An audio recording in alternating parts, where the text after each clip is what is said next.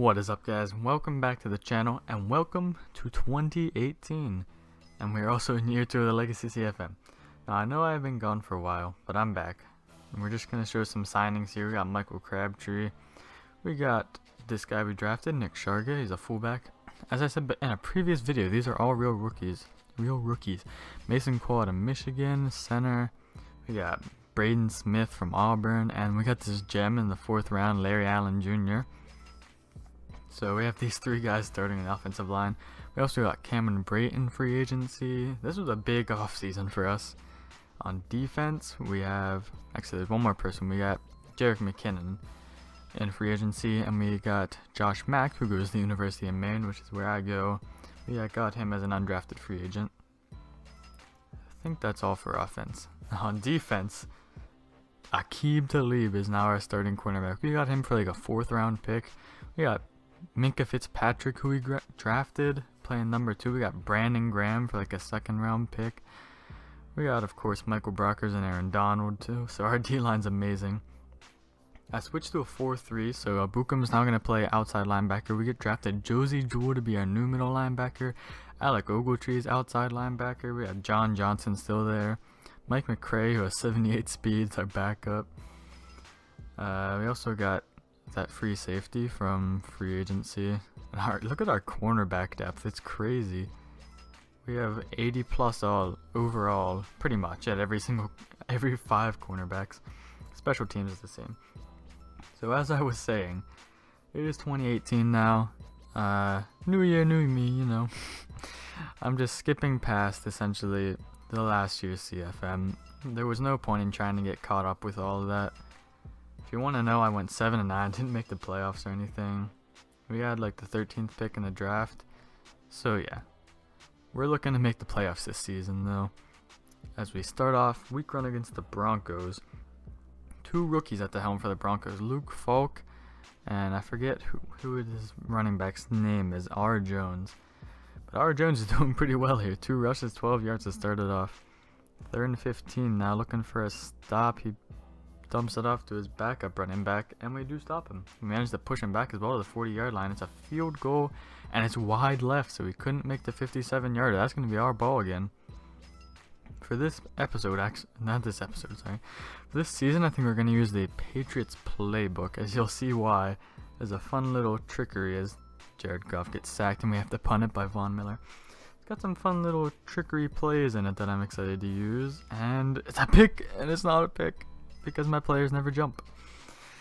And we got stuck on the D-line there on a block, and we went back perfectly timed, but my guys just don't like to jump. And look at this fumble. Alec Ogletree picks it up. That's what we needed. But just wait a second. Here it comes.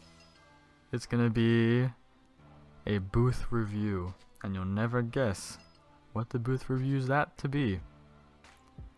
That is going to be overturned somehow. We're going to take a look at it here in the replay.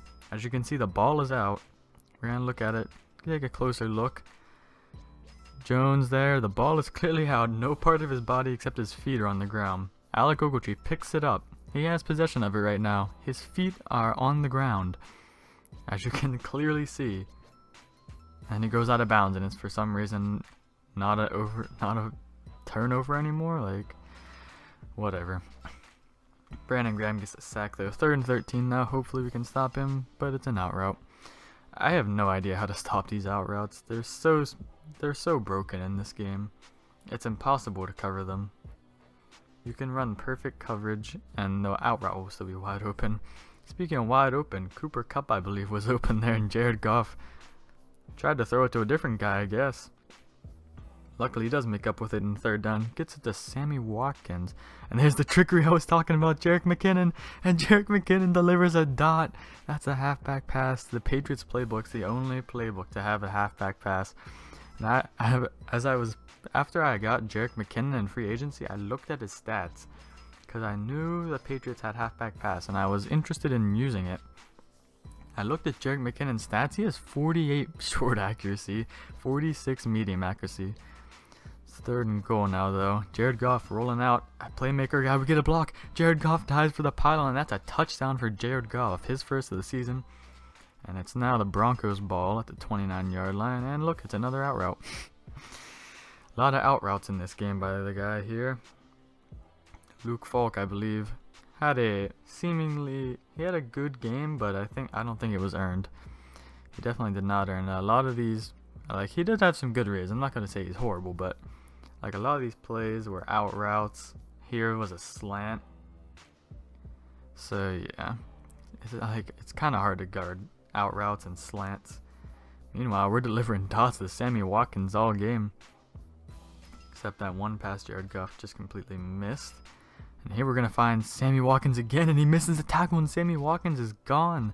That's 55 yards, I believe, for Sammy Watkins and a touchdown. He's having a great game, as you'll see at the end. Here, great coverage by me, and look at this. How was that not picked? I was right there. I got some stupid animation. Luckily, we managed to hold him to a punt, but it was the end of the first half anyways, so it didn't even matter. Luckily, Katie Cannon's angry. Why am I showing this kick return? Katie Cannon slippery sloped through the hole in the kickoff return. He goes for a touchdown. That's 100 yards almost, I think. 99 actually, but probably 98. But whatever, it's a kick return touchdown for Katie Cannon. Great kick returner for us. Great pickup last year in free agency. Big hit there by number 20. I'm not sure who that is. That was a big hit though. And that's another out route. Luckily, big hit by John Johnson makes it so he doesn't catch it. And here's a bad play by me. Guy was wide open. No one there to tackle him. I missed 2 tackles. Luckily, there is a flag, and it is holding, so we're all good. Excuse me. 3rd and 20 now. Looking to get a stop, and that is all my fault. I should have had the middle there, but I didn't. And here it's a stretch play. He runs a lot of stretch plays too. And Jones gets in for the touchdown, jukes out my free safety. So it's 21 all right now, which is a shame. Look at this dot to Sammy Watkins though. It's a tackle battle. I break it, and look at this. Jeez, man, I get so unlucky. I win the tackle battle with Sammy, and I get rewarded with a fumble. Yeah, meantime, his man fumbles standing straight up, and it's overturned. And look at this. He breaks 2 tackles. Almost gets a touchdown. Man, it slants again. I try and read it, but you can't guard both slants. So it's another touchdown. Not sure how he got the ball back, actually. But he has the ball back somehow. And look at this, another stretch play. Luckily, we locked that one up. 2nd and 12. I'm there again, but slightly too high, I guess. Can't jump still. Josie Jewel. So now we're down 14 points in this 4th quarter. But look at Todd Gurley. He bounces off a man. Todd Gurley. He's going. Is he going to be caught by anyone, though? There's a man coming from the left, but he misses that tackle, and Todd Gurley goes 75 yards for a touchdown. Hits him with the LeBron James celebration, too. So we need to stop here, and there's the stop. It's a turnover picked by Alec Ogletree. I got some lag, so I couldn't return it, but I don't care. Alec Ogletree gets the pick, and we're looking good. Jared Goff delivering another dot to Gerald Everett this time. Did I call him Gerald Goff? Or Jared Goff. 1st and 10 now after Gerald Everett. And it's Gerald Everett again on the possession catch. He stays up into a touchdown. So we're right back in this game. It's 35 all now. We were down 14 points. There's a flag there. We did stuff him. It was holding. And I think we are going to accept that. Maybe? Yeah, we accept it. Maybe should have declined it, but oh well. I get faked out there by that route. I am really bad at guarding those routes. I get faked out a lot by that. So it's 2nd and 9 now. He's got 4 minutes, and Aaron Donald's plowing through their line. That's a sack for him. First one of the season for him. And we hold him to 3rd and 17, but when in doubt, out route, I guess. Screenplay here to Demarius Thomas. I think it's Demarius Thomas still. It's 88. Gets a 1st down, 3rd and 5. We could use a stop, and I wasn't there to guard the middle. I was guarding someone else. He gets a touchdown. We got a minute left. There also was some controversy in that final drive there, as we make a great catch with Crabtree. It was 35 all, and he he had 2 clock on, which is definitely 100% not allowed in a tie game.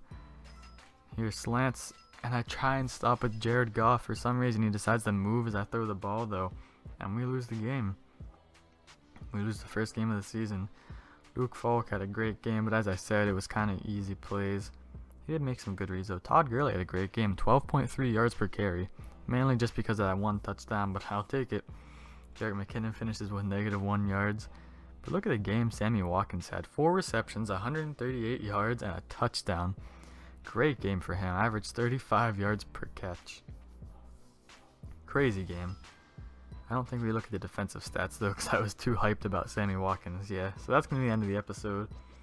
I think next week we're playing the Chiefs. Hopefully we're going to win, but honestly, I think we're going to probably start out this season 0-3. I was hoping, looking at the schedule, I was hoping to get this win here. Because the Chiefs guy, he's actually really good. He made the Super Bowl last year. He lost, though, to the Eagles. But still, he made the Super Bowl, so I don't have too high hopes of beating him. And after that, we have the Bears, who are really good, and then the Lions. B. Kelly, he's pretty good. So honestly, probably gonna start out 1-5 or 1-4, whatever, however many games we have before my bye week, and we're hopefully gonna win out at the end of the season, maybe. If I can get some upsets here before my bye week, that would be great. That would make it a lot easier in the back half of the season. But if things go as I believe they will, because I'm not very good at this game, we're going to have to win out pretty much in the second half of the season. So yeah, there's that. Our team's looking really good, though. I just need to be better. Just need to be better at the game.